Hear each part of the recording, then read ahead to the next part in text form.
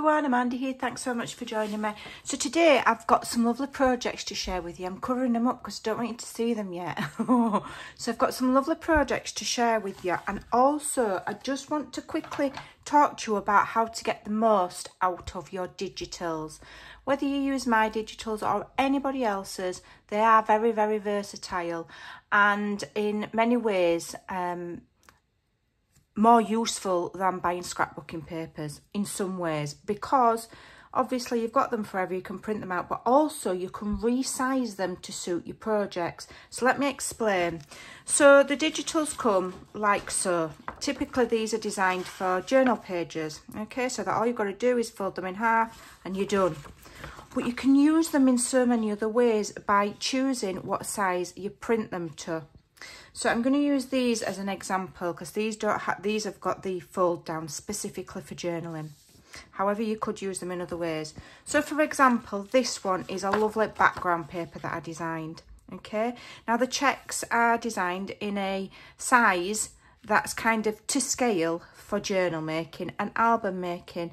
So for card making, this would be these plaid would be a little bit big. By the time you cut it down, you know, it would be out of proportion. It wouldn't look great, but you can print them two to a page. So it's a very easy, you don't need a lot of technical skill to do it. You can do it on your computer. And if you print two to a page, it reduces the size, obviously, but it's reducing the pattern. So it's making the scale smaller. This is perfect for card making. Perfect. And also if you want to make your journaling cards or other smaller pieces for your journals, two to a page. Okay. Another thing you can do with my journals, I've started doing the main focal images portrait so that they're larger. People have asked them because they like to fold them and make them into tall skinny journals, so that'd be like a fabulous centerpiece page. But what you can also do with these is print them two to a page to reduce the size, or four to a page. And if I show you four to a page, you'll immediately see how that large scale is brought down to a scale that is perfect for card making. That would make a perfect card matting layer, okay? You might need to trim off if you're doing your own layering with different colours, but that is a perfect size, and all of the image is now in proportion for card making. Okay, perfect. Here's another example of this lovely large image. Okay, shrunk down four to a page. Beautiful. The image is not distorted. You've got the same detail, the same colour. It's just the whole thing is made to a different scale. So how do you do this if you're not technically minded? So hopefully you know where to find your files on your PC or your laptop or wherever. So what you'd normally do is you go to your files, and I have it anyway, where my icons are small tiny pictures of each page. Okay, so normally you might double click on the page icon. So say this is the page icon, you might double click it and the whole page will open up and you'll go to print it.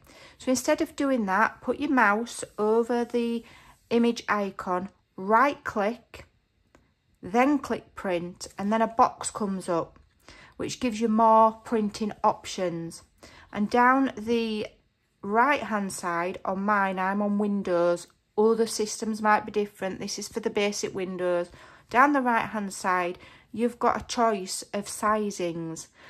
So you'd click the icon that shows 4 pictures on one page, and that will bring up one small picture on the screen.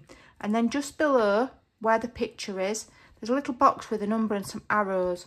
And if you raise that box number from 1 to 4, then you will end up and you will see that you get 4 pictures on your screen. And that means you've printed 4 to a page, and then you just print it. So that's the very easy way of doing it. So let me show you some lovely projects that I've done by resizing my digital images. So the first thing that I've got to share with you today is a beautiful scrapbooking layout. So hopefully it will all get on shot. Now this scrapbook page is done following a class from Kathy Art, which the layout's not my design. You can go on her YouTube and have a look at hers. It's part of a project that she's doing at the moment. She's decorated hers far better than mine because she's far more experienced crafter than I am. But I thought, what a lovely idea. So this is an 8.5 by 11 scrapbooking layout page. Okay, so I've used all of my digitals, and you can see I've used the background papers here, and this busy background pattern I've used maybe, you know, a third, and then a different one at the top. So you're using this as an accent. These are some little photo mats, the 3x4s, I believe, and they slide in there. But when you remove them, you see this beautiful large focal image here that I've taken from here. Okay, and then here we've got a pocket, and in the pocket is one of the tags and a money envelope that is in my ephemera kit. All of these papers will be linked in the description box below if you want to go and have a look. Okay, beautiful. Another background paper. Then we've got a small layout bit there, and I've just put a small tag in there on one of the little tabs that's part of the ephemera collection. Okay, and then here we've layered up with just little bits and bobs, little bow from the collection, one of the sayings, one of the sentiments that's in the collection, and then this opens like so, and you've got this lovely circular writing or journaling spot with the little tuck for the photo mats, and then here we've got a little pocket. I've used the double-sided embellishments there, and one of the other fussy cuts I've just added to that pocket there to decorate it, and another one of the sentiments. And that's a really lovely scrapbooking layout. Look at those beautiful colours. It's stunning. Absolutely thrilled with how beautiful it looks. And this comes because we've got things in different sizes. So I've done these in landscape and portrait, and the orientation change and size change just works better on some projects. So there we go, scrapbooking. Digitals are perfect for scrapbooking, folios, as well as journal making.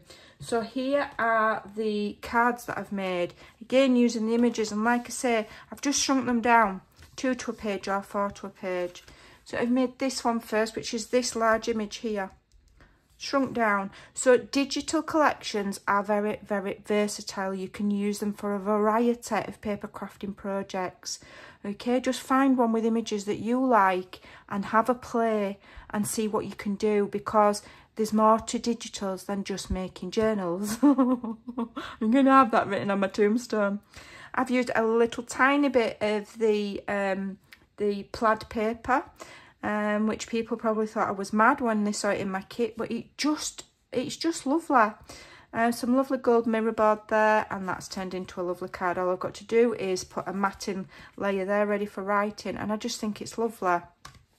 This one here, I used one of the flowers. So these are in my ephemera collection, my autumn gold ephemera collection, and they're absolutely stunning. So I found a card that kind of married in with the purple tones in the leaves there, and it just gives a totally different kind of autumn look to your traditional browns and oranges. There you go, up there for thinking and down there for dancing.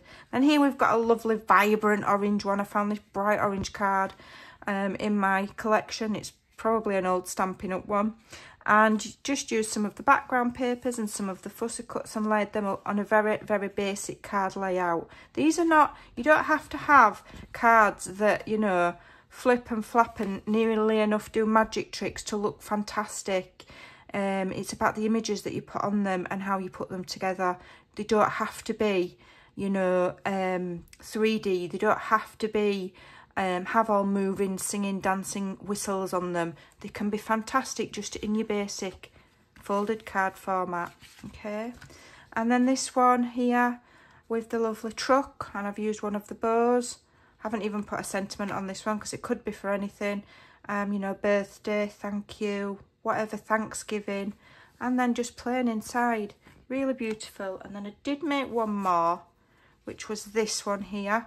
Again, with that, one of the images shrunk down, 4 to a page, and I've made one of the, like, I think they call it a Dutch fold, so it will stand like so. So I think that the digital collections make more than just journals. I think these cards are really lovely. Obviously, you know, you won't get similar images anywhere else because these are designed by me. So you know, it's not something that you can go and purchase from a shop. You're supporting a small creator. And the prices, let's just talk about the prices. They're absolutely ridiculously low, let's be honest. And as I've shown, loads of versatility.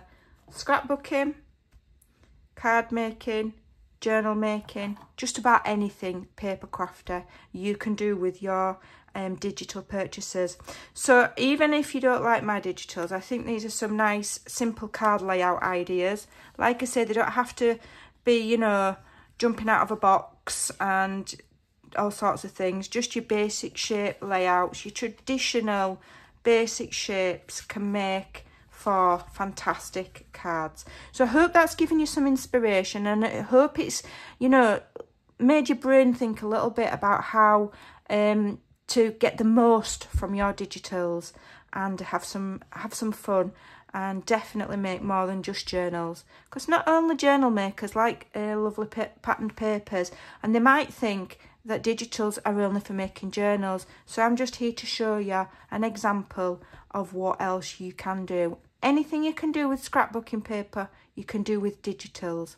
Thanks for watching. Take care, and I'll see you soon.